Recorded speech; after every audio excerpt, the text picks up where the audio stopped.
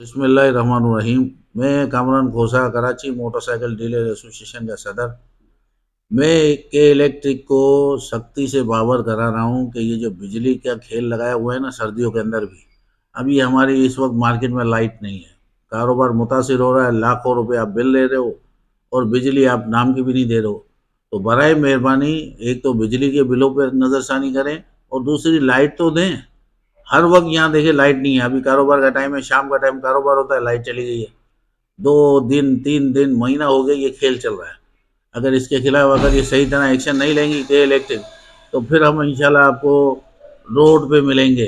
के इलेक्ट्रिक के खिलाफ हम रोड पे मुलाकात करेंगे के इलेक्ट्रिक से। अगर ये इन्होंने बावर जितना जल्दी हो सके ये काम करवाए। हमें परेशानी हो रही है, लाखों रुपए का रेवेन्यू हम सिंध गवर्नमेंट को दे रहे हैं रजिस्ट्रेशन की मद में, सेल टैक्स की मद में। मोटरसाइकिल मार्केट एशिया की सबसे बड़ी motorcycle market Akbar road light से महरूम है। जब देखो लाइट जा रही है।